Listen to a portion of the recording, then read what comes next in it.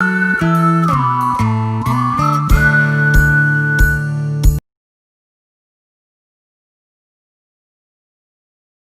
جب وہ آپ بنانے بیٹھ جاتے ہیں، میں بھی ان سے کہہ رہا تھا اور اجازت لے کے بیوی سے، کیونکہ ہمارے ملک میں اور ساری دنیا میں ایک بہت خوفناک مرض تیزی کے ساتھ بڑھ رہا ہے، جس نے ایپیڈیمک ایک چھوٹ کے مرض کی حیثیت اختیار کر لی ہے، وہ ڈپریشن کا مرض ہے، اور اس قدر زیادہ ہو گیا کہ اس کا کوئی سد باب ہی نہیں۔ کروڑ روپے ہم پاکستان میں، مجھے ٹھیک سے نہیں پتا، تو 1.25 ارب روپے کی دوائیاں منگواتے ہیں اور ایک بھی کاٹ نہیں کرتی، بیچارے پریشان ہیں، اور خاص طور پہ نوجوان لڑکے اور لڑکیاں، بڑے بھی، کیونکہ طلب، تمنا، آرزو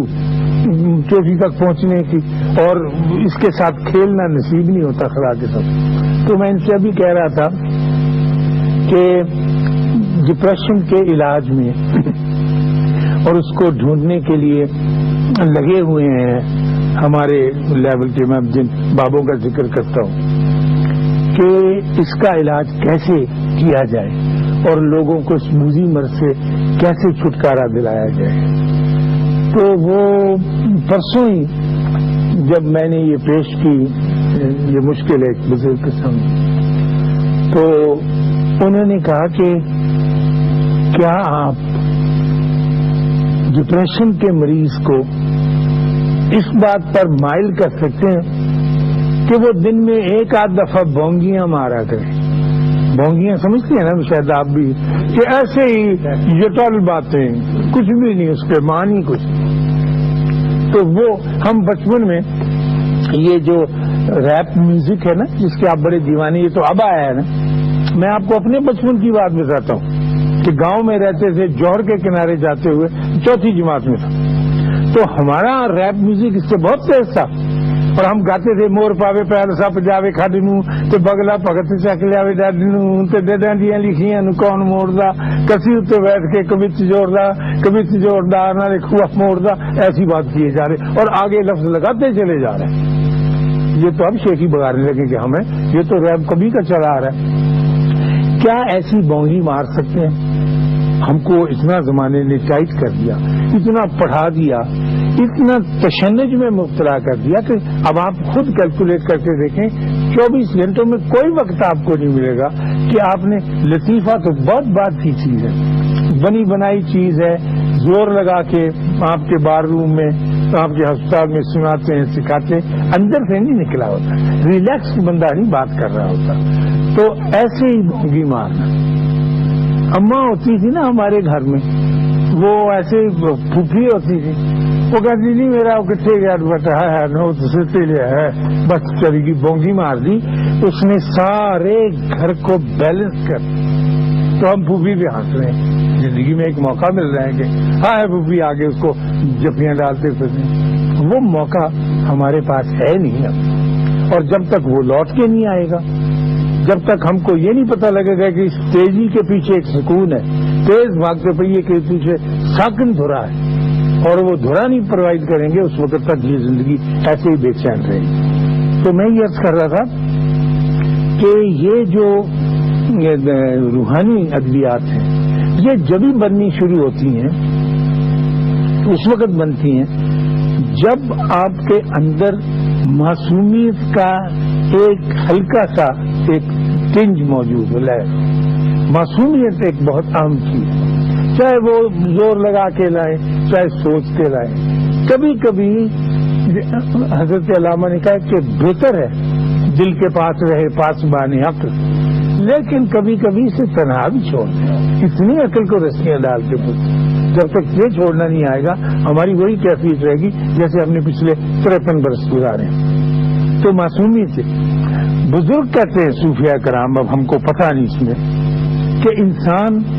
جب یہ آخرت میں پہنچے گا اور اس کا حساب کہ اس نے جنت میں داخل ہونا ہے، اور بہت لمبی قطار لگی جیسے میٹنی شو دیکھنے والے ہیں، تو اللہ وہاں موجود ہوگا، صوفیاء کہتے ہیں، اور وہ آدمی سے کہے گا اللہ اپنا دایاں مبارک ہاتھ بڑھا کر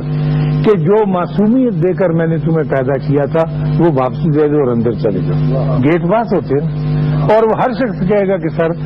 وہ تو جی میں نے بڑی مشکل سے BA کیا تھا، میں نے بڑی مشکل سے LLB کیا، روٹیاں پکاتی پکاتی میں LLB کرنے چلی گئی، کتنا مشکل کام کیا ہے، پھر میں نے PhD کیا، پھر بھی میں سب کچھ میرے پاس معصومیت ہے نہیں، اور جو مرضی لے لو۔ تو معصومیت نہیں ہوگی، یہ تو ایک انگریڈینٹ ہے، اس کا گھوٹا لگے گا تو اس کی گولیاں بنے گی، تھوڑی سی پڑتی وہ نہیں ہوگی تو نہیں چل سکے گا کام۔ اور پھر میں اس نتیجے پہ پہنچا ہوں کہ اس کے لیے ڈبے، بوتلیں اور اس کے لیے پلاسٹک کی ڈبیاں نہیں چاہیے بنانے کے لیے۔ اس کے لیے روحانی دوا جب آپ بنائیں گے، انشاءاللہ ضرور بنائیں گے میرے اس پروگرام کے بعد، اس کی ایک آپ تھیلی بنائیں گے۔ جیسے ہم بڈھے لوگ جب ایئر ٹریول کرتے ہیں تو اپنی دوائیوں کی ایک تھیلی ساتھ رکھتے ہیں، کچھ ہارٹ کی دوائیاں ہیں، کچھ اور بکواس ہے، کہ وہ سامان میں نہ چلی جائے خدا نہ خاصہ، اور سامان دوسرے دن پہنچا تو بابا تو بہت ہو جائے، اس لیے وہ انسٹرکشن ہوتی ہے۔ بہت سی ہوائی کمپنیاں ایسی ہیں جن کے ٹکٹ کے اوپر لکھا ہوتا ہے انسٹرکشن کہ check your passport is with you and go through your passport that visa is valid, and underline کر کے کہ your medicine bag is with you, بس یہ ساتھ رکھنا، کہیں بھول نہ جائیں، تو یہ ساتھ لے کے چلنا بہت ہے۔ تو میڈیسن بیگ جو ہے نا آپ کی روحانیت کا، یہ میں آپ سے آنکھ میں آنکھ ملا کے بات کرنا چاہتا ہوں، وہ ایک تھیلی تیار کرنی پڑے گی آپ کو خود، جس کے اندر 3 نیلے منکے یا جو آپ کی پسند کلر ہو وہ، اور کوڑیاں، چتری کوڑیاں، اعلیٰ درجے کی کوڑیاں نہیں ہوتی وہ، ایک اس میں تتری کا پر جس کے اوپر ڈاٹ ہوتے ہیں سفید اور کالے کالے، پر نہیں مل جاتا، وہ نہ ملے تو چلیے کالے تیتر کا پر، وہ نہ ملے تو کبے کا گرے پر رکھیں، وہ اس میں رکھنا، چھوٹی سی اس میں آپ کی پسند کی کوئی تصویر، سورہ رحمان چھوٹے سائز کی وہ اس کے اندر، اور ایک اس کے اندر کم 31 دانوں کی تسبیح مثلا، اور اس کے اندر ایک لیمن ڈراپ جو آپ کے بچے نے چوس کے آپ کے ہاتھ میں دے دیا ہو کہ ابو مجھے نہیں اچھا لگتا آپ لے لیں، وہ بڑی قیمتی چیز ہوتی ہے، اس کو سنبھال کے رکھے، کبھی نہیں ملے گا، وہ بھی اس تھیلی کے اندر آپ رکھیں، اور ایک سویٹی اور ایک پرانا بلب ٹارچ کا، یہ چیزیں رکھ کے تاکہ آپ اسے کبھی کھول کے دیکھیں، وہ بڑی جاں فضا چیز دیں، پھر آپ لوٹ کے معصومیت کی طرف آئیں گے۔ یہ تھیلی بنانی پڑے گی، یہ میری پسند کی چیزیں، آپ اپنی پسند کی اس میں شامل کر سکتے ہیں، صفدر اپنی پسند کی چیزیں شامل کر سکتے ہیں، آپ اپنی پسند کی کر سکتے ہیں، کوئی اس کے اوپر یہ پابندی نہیں، لیکن یہ آپ کے پاس ہونی ضروری ہے، کیونکہ ہم معصومیت سے اتنے دور نکل گئے ہیں، اتنے سمجھدار ہو گئے ہیں، اتنے چالاک ہو گئے ہیں کہ اللہ نے جو نعمت ہمیں دے کے پیدا کیا تھا اسے آج تک فائدہ اٹھایا ہی نہیں۔ اس نے کہا تھا کہ جاؤ میں تمہارا ذمہ دار ہوں، رزق میں تمہیں دوں گا، عزت میں تمہیں دوں گا، شہرت میں تمہیں دوں گا، اولاد میں تمہیں دوں گا،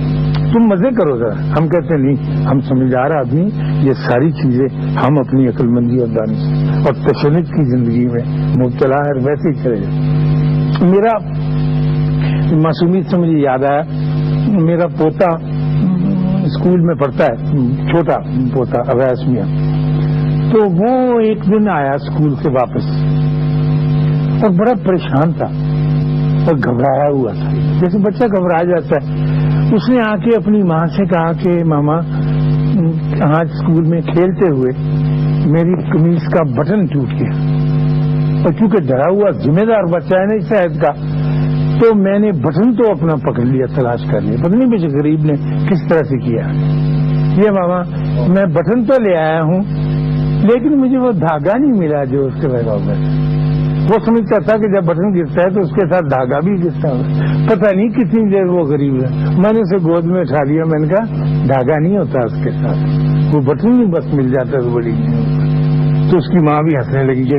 دیکھو کتنا بیوقوف ہے۔ میں نے کہا نہیں، کتنا بیوقوف نہیں ہے، کتنا معصوم ہے یہ، اس کو پتہ نہیں۔ تو جب تک